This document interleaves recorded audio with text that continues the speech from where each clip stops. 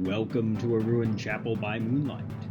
I'm your host, Bertold Gambrel, and today I'm reviewing The Peculiar Disappearance of the Delightfully Incorrigible Percival Pettletwixt's Extraordinary Monocle by Zachary Shatzer.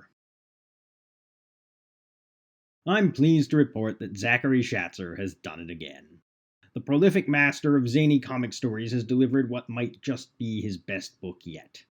This one is set in London and tells the story of the titular Percival Pettletwixt and his friends as they seek to solve the mystery of his lost monocle.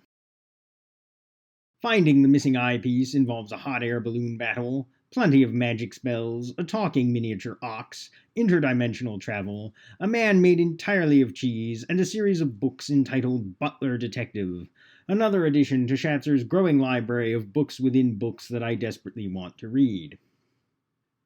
Why I say that this is Shatzer's best book is that, in addition to delivering non-stop laugh-out-loud jokes, it also has developing character arcs, multiple plot threads that tie together nicely, and even a bit of a message to it about the importance of friendship and valuing substantive qualities over merely superficial ones.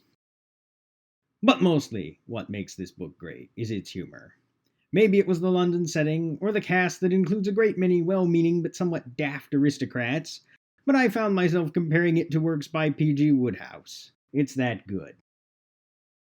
Now, I want to say something more about this tale's place in the modern literary world, but I'm concerned that doing so may, ruffle some feathers, so I must choose my words carefully. When I was a lad, there was a popular series of books involving magic and set in Britain. The first few books were entertaining and enjoyable, at least to a 9-year-old, which is how old I was at the time. They were witty and fanciful adventure stories. But as time went on, it began taking itself too seriously, and grew from being a humble series of children's books into that dreaded modern megatherion of the entertainment landscape, the franchise.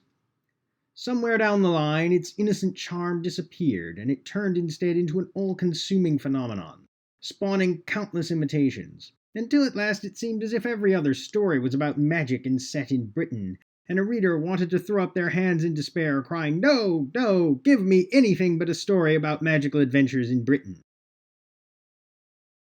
What does all this have to do with Percival Pettletwixt? Only this, that Shatzer's delightful little comedy manages to be a story about magical adventures in Britain without being the least bit boring or tiresome. It's fresh, fun, and an absolute joy to read.